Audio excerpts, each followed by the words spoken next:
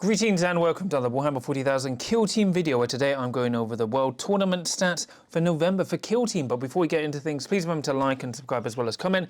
Let me know what you thought of today's video if you found it useful and helpful. Remember, I've got Discord you can check out for free in the episode description below, an affiliate account on games, an affiliate and discount code at Crossfire Games, and a Patreon if you want to give me some more support as well. But yeah, let's get on with today's video. So once again, I'm going over the global tournament stats for Kill Team. This is all thanks to Smiles Lies Gunfire, so without him none of this would be possible. We'll have the stats website linked down in the episode description below, which will be updated shortly after this video goes live, where you can see more in-depth stuff like matchup data. But once again, all of this data is collated from Best Coast Pairings as well as a few other tournament apps. And if you aren't using Best Coast Pairings, if you can get a hold of us, we can use your data. So let's get on with it. So looking at the world map, we have America in the lead again, 47 events, 3 GTs and 592 players. Then Spain with 314. Then the United Kingdom with 296. Then going down, we have Denmark, Colombia, Chile, Peru, Ukraine, Brazil, Philippines, as well as Jersey. Not Jersey Shore, Jersey. And then as you can see on the world map, the brighter the world, the brighter the country, the more populated it is with players.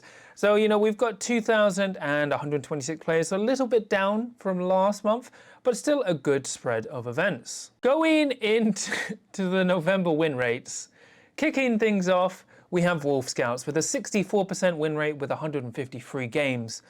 So this is about 2 weeks.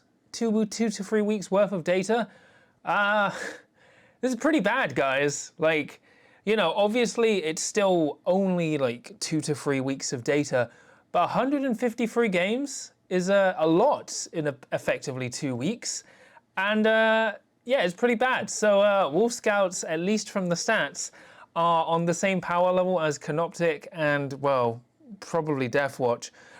But let's keep going. So Canoptic, they have 500 games, 527 to be precise, with a 61% win rate. They are really struggling with those nerfs. Mandrake shoot up to 59% with 292 games. Felgor shoot up to 59 with 190 games. Brood Brothers go up to 57% with 147 games. Then we have Star Striders and Sanctifiers. Star Striders on 56 but only 25 games. Sanctifiers on 56 but 67 games, so a little bit on the lower end. Then Stealth Suits, they jump in with 81 games at 54%. Funnily enough, on their first week, they were at a 70% win rate. So they've come down quite a bit, but they're still doing well, which is nice to see. Obviously, we need to see how that goes along. Inquisition, 99 games with 53. 99. Red Balloons. Vespid with 53% win rate, which is pretty good, 142 games. Deathwatch. So Deathwatch have a 52% win rate with 814 games.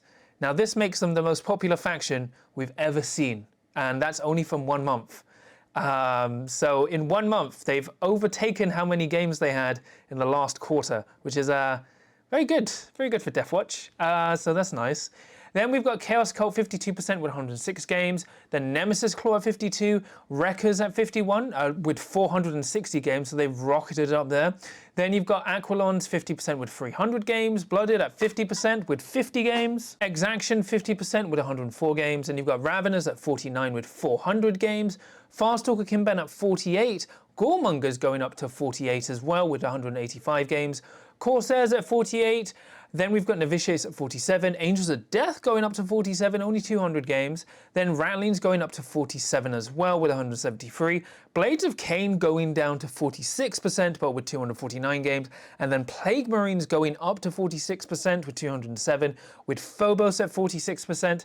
Then going just below the healthy range, we have Legionary at 44%, Kazakin going up to 44% but only 24 games, Void Dancer Troop at 44%, Jaegers going up a bit to 43%, Breachers at 41%, Hand of the Archon going down to 40, Warp Coven crashing down to 37, well 38, but they've hemorrhaged players, Commandos at 36, then Scout Squad at 37, Halfkin at 35, Hierotek crashing down to 34%, Galapox only 3 games, almost gone, 33%, Battleclade crashing down to 32% with 142 games. Pathfinder's 32% with only 17 games. Hunterclade at 31% with 39 games. And then Deathcore at 27% with 42 games. So here is it in chart format. We actually had more games this month, 3,400. But it's not great. So the Balance Day Slate didn't do too much. I mean, the top end has changed a bit. Canoptic is still the same. Mandrakes and Felgor have gone up. Obviously, Wolf Scouts is fine. Don't worry about it. Deathwatch have gone down a bit, but you'll see why that's still not a good sign for the game. Then, you know, at the lower end, we've just got more teams. Actually, like, you know, Halfkin have done worse. Battleclade have done a lot worse. Like, the teams that have been nerfed have effectively dropped out of the game. So, you know, the balance still doesn't look great, at least from the win rate. Now we go into podium data. So because there's so many, we're just tracking how many times a faction wins an event and went undefeated. So you can kind of see there's a certain faction that's doing very well. With the graph format, Deathwatch have won 16 events and they went undefeated 8 times. Now, despite their large faction representation, Deathwatch actually overperforming despite how many players there are. When we've seen factions have lots of players, usually they don't win as many events as Deathwatch do. So despite Deathwatch's win rate going down, they've actually been the most successful faction from winning events, and we've seen more players do well with this faction in terms of tournament performance. So they're dominating the game in terms of tournament performance. Canoptic, they've won 11 events with 7 undefeated. Ravenous won 8 events, going undefeated 4 times with a 50% win rate. Mandrakes won 8 events, which is really good, going undefeated 3 times. Wolf Scouts won 7 events, right? In 2 weeks, they won 7 events, going undefeated 1 time. It's fine. Nemesis Claw won 6 events, going undefeated 5 times. Aquilons also did the same. Then Wreckers won 6 events, going undefeated twice. Angels of Death won 5 events, going undefeated 3 times. Really good month for Angels of Death. Vespid won 5 events, going undefeated once. Brood Brothers won 5 events. Plague Marines won 4 events. Chaos Cult won 3 events, going undefeated twice. Felgor won 3 events. Rattling won 2 events, going undefeated twice. Stealth Suits won 2 events, going undefeated once. Halfkin, Legionary, Exaction Scouts, and Farstalkers all won 2 events. So Scouts and Farstalker Kingband kind of offsetting their win rate. And even Halfkin Salvagers. Then Goremongers won 1 event, Podium, went undefeated 3 times. Inquisition won 1 event, went undefeated twice. Battleclade won 1 event and went undefeated once, despite their abysmal win rate.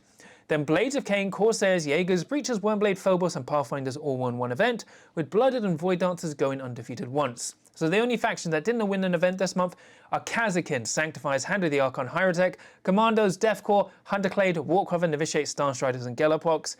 And the common thing you will see here is basically most of them are declassified now, which is a shame. Now we go into GT Plus win rate. So this is for events with 4 or more rounds and 16 or more players. This is generally what we consider the more competitive range of events.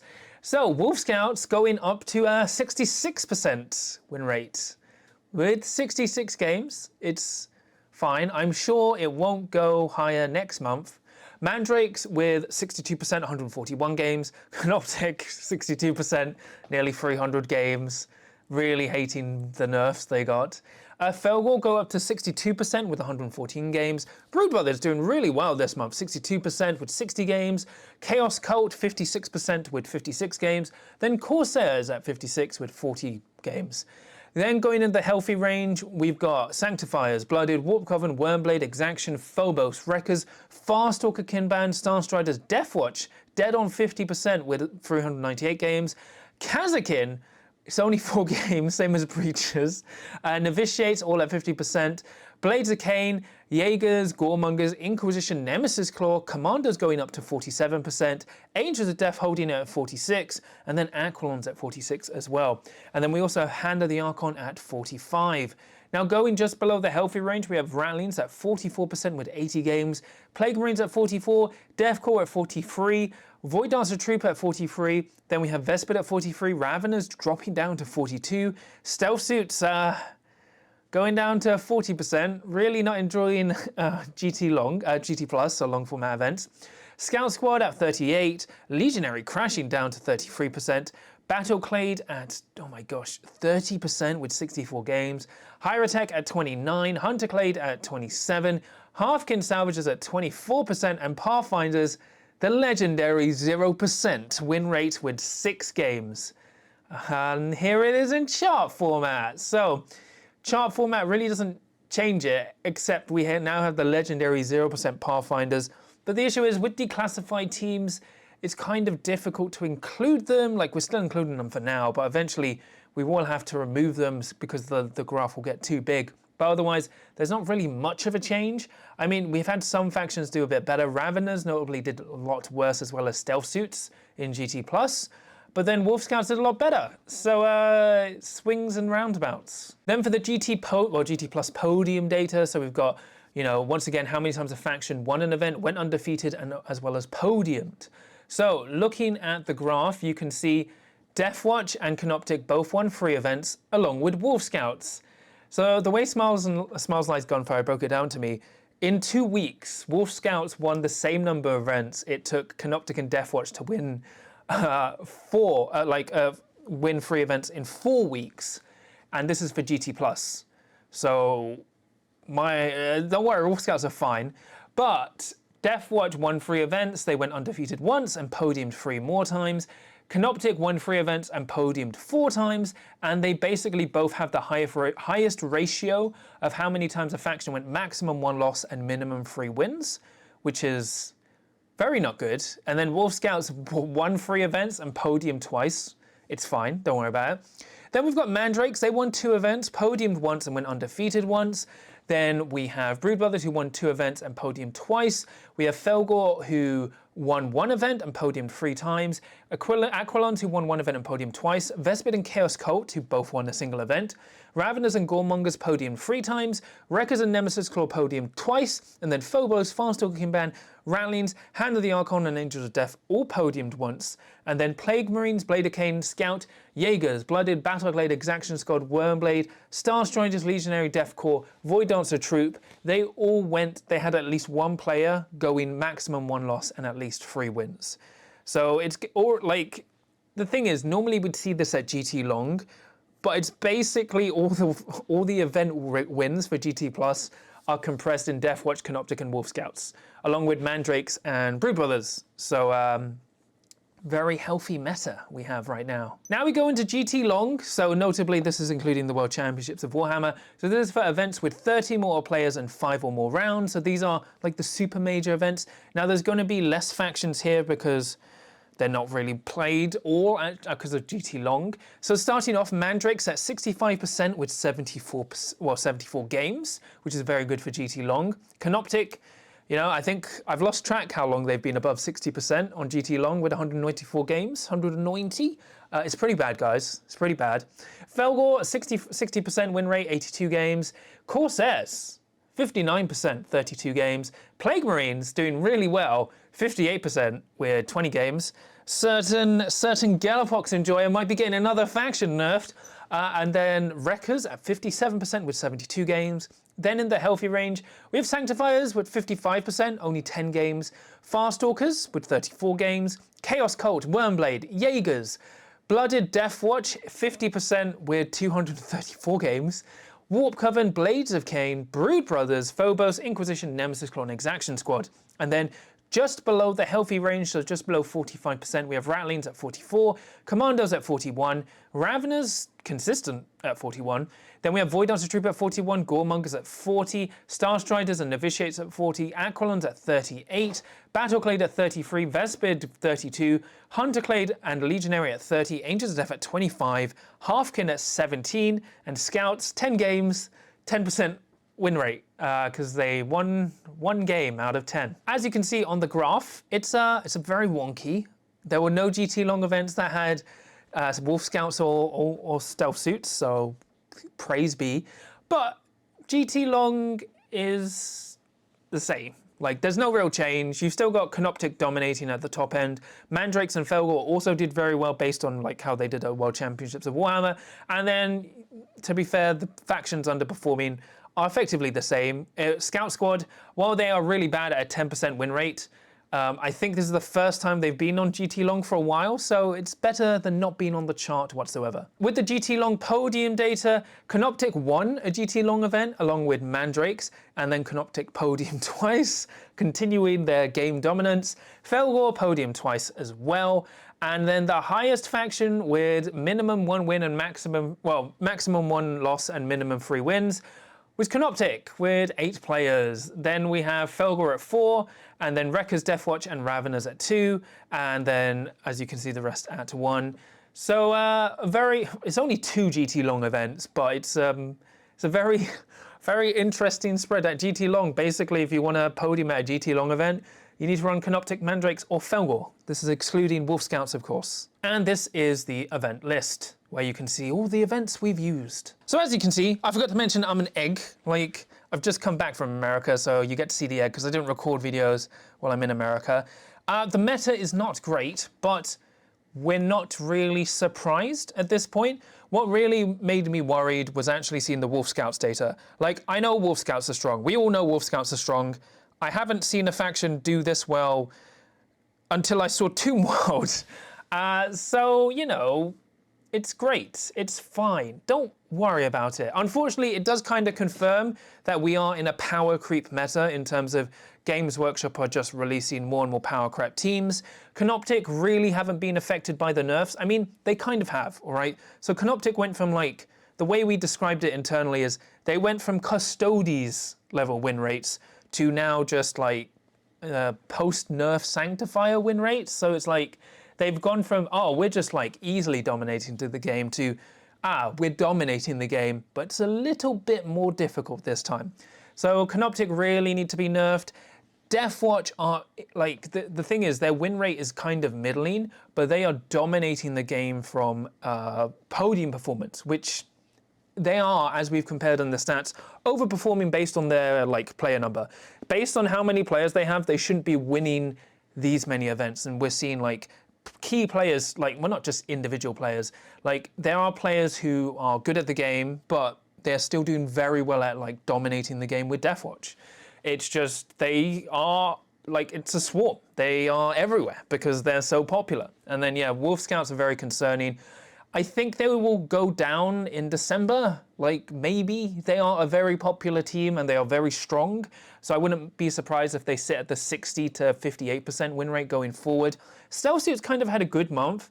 Overall, they were fine. But then when you go to GT Long, they started to drop off. So we'll see how that plays out. But they seem kind of fine in terms of like win rate wise. When it comes to the declassified teams, they've effectively dropped off the game altogether, which, you know, the community is kind of self-comping. We did kind of decide, we like pondered, do we want to remove the declassified team from the stats? But we're like, no, they're still there. And, you know, it kind of does look a lot easier when you see the players just self-comping. To be fair, with Warp Coven and Hyrotech, they've just been nuked from orbit. So it makes sense why they've kind of like completely dropped off. Vespid had a really good month up until they went into GT Long, which is understandable. Raveners are doing very well overall until you get into GT, like GT Plus and more competitive events, then they struggle a bit more. Blades of Cain have been slowly doing worse, which is interesting, but they are getting more popular. Brood Brothers had a really good month, and Mandrakes and Felgor had an amazing month. Like, Felgor have already been doing well, and then Mandrakes, they've been ebbing and flowing, but they have definitely had a resurgence after Worlds. With Ace winning Worlds with Mandrakes and we've seen like so many good players do well with Mandrakes at Worlds, it's kind of encouraged more people to jump on. So we've actually seen their win rate go up after Worlds. Like, it was already going up at Worlds, but then after Worlds, we've seen more players hop onto them and had success with them at events. So if you were a betting person, I wouldn't be too surprised if Felgor and Mandrakes saw some slight taps in the January balance data slate. Like, the meta isn't great. Wreckers are doing really well. Wreckers are, like, I think Wreckers are interesting because it's like people are describing Wreckers doing well as a good sign, like, for the health of the game, and I kind of agree. And once again, if you remove, like, the two mode teams and Wolf Scouts from the game, it's a very much fine game. Unfortunately, the underperforming teams still aren't doing well. Halfkin Salvagers, I mean, they're still only a month into their buff, but they haven't been doing that well. Jaegers probably still need some more help. Scout Squad desperately need more buffs as well. And then you've just got to feel poor Kazakin, although Kazakin did have a pretty good month at the start. But yeah, with a lot of the data from Worlds, the meta is just unfortunately still in a bad state, just at the top end. So if you really do want to play and win at events or perform well, you're basically going to have to take Deathwatch, Canoptic, probably Wolf Scouts, and now Mandrakes or Felgor, which is fair. Like, Ratlings are really doing quite well, but it's interesting. Like, once again, they're this weird meta pick where they did really well in overall, but when you looked at more competitive events, they started to drop down. But you've got good performance in the flip side from like consistently just doing well with Wrecker Crew. So, you know, we need to basically ride through December and January and then just wait for the January balance data slate. So overall, it's not a bad month. It's just, you know, the top end didn't really change and we just got another new faction at the top end, which is great. But thanks goes to Smiles, Lies, Gunfire. Remember, you can check out his stats website in the episode description below, which is all for free. And remember, please remember to like and subscribe as well as comment. Let me know what you thought of today's video. What do you think of the stats for November? Remember, I've got a Discord you can check out for free in the episode description below, an affiliate link at Admin Games, an affiliate link at discount code at Crossfire Games, and a Patreon if you want to give me some more support. So I'm just going to quickly shout out my patrons. So for my adepts of the crit, I have Hardy, Vadim, Alexis, Alex, Marshall, the Houston Toad, Dan, Amorphium, Draken, Fangzu, Lucas, Graham, Tom, Mr. Meatwad, Dada Goldens, Nick, Super Cow, and then for my veterans of the crit, I have Yuguang and Rolling Zeros. Thank you so much for your support. It really means a lot to me and helps support the channel. But yeah, I meant to do 2 videos this week, but I'm very jet lagged. I literally landed today and didn't get any sleep, and I'm very tired and I've got work. So I need to schedule like a bunch of videos because I'm going on holiday again soon. So I'm gonna try and record a bunch of videos and get them done. There's stuff like I've been meaning to do for ages. Like I need to get a new balance video out. I need to get a video talking about power creep because personally, Kill Team is now in a power creep design space, which is really bad for the game. I also have some more positive stuff to do, such as like a backlog of product reviews as well as some other stuff. So my plan is to just like record it all in like the next 2 weeks and then have it for like the next 3-4 weeks. I've got some fun videos scheduled, like especially like I've got a special video for the end of the year which people should like, as long as I can get it all edited and stuff. But remember, no matter what the stats say, you always have a chance to win as long as you can roll a crit.